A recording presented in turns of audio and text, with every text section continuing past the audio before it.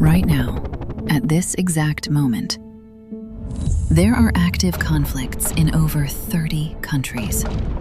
9 of them are full-scale wars. In the last 12 months alone, more than 240,000 people were killed in armed conflict. Not in history books, not in the last century, in the last 12 months. 240,000 people. That is the entire population of a mid-sized city. Gone in 1 year. And the world's response? More weapons, more sanctions, more summits that end with handshakes and nothing else. The same cycle repeating for centuries. One monk, one dog named Aloka, walking for peace when the whole world chose war. That is Venerable Biku Panakara. But what if the problem isn't the weapons? What if the problem is something older, something quieter, something sitting inside every human mind long before the first shot is ever fired? Military historians will tell you every war in recorded human history started the same way. Not with a weapon, not with a border dispute, with a human mind that stopped seeing another human being as human. That is where it always begins. In the mind, in the thought, in the moment a person decides that the one in front of them is less than they are. Yoga saw this coming 5,000 years ago. It has one word for it: ahimsa. Sanskrit, ancient, unchanged. It means non-violence, not just in your hands, in your words, in your thoughts, in the silent judgments you make before someone even opens their mouth.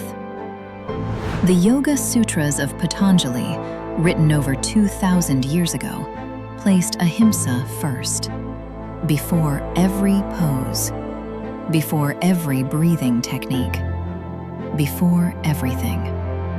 Because the people who wrote it understood that a person who carries violence in their mind will eventually carry it into the world. And a world full of such people eventually carries it into history. We are living in that history right now. Science caught up recently. Studies from Harvard Medical School show regular yoga practice physically reduces the size of the amygdala, the part of the brain responsible for fear, for aggression, for the reaction that fires before a single rational thought can stop it. It increases gray matter in regions connected to self-awareness and compassion. Yoga doesn't just calm you down. It literally rewires the structure of your brain.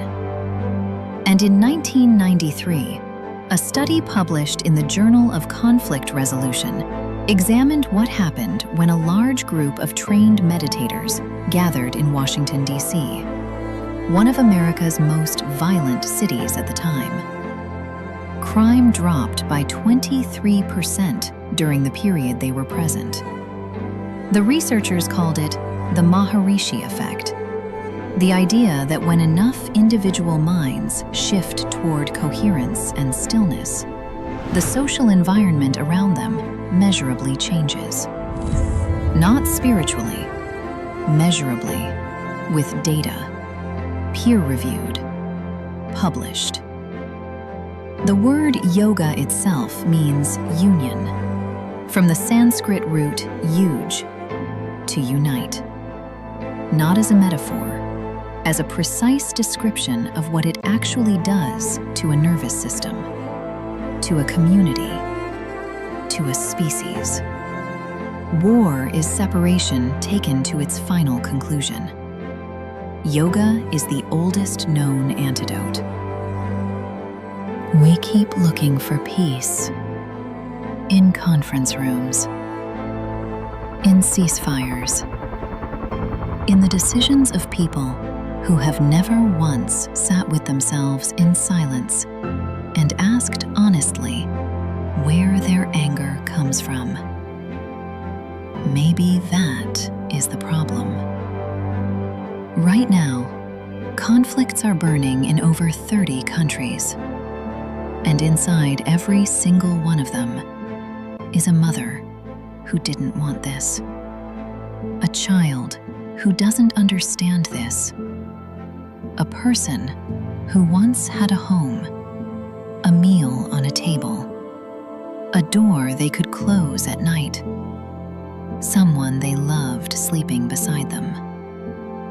Every war is fought by human beings who were once someone's baby.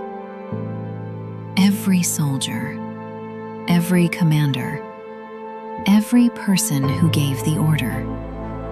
Someone held them once, called them by name, loved them before the world taught them to hate.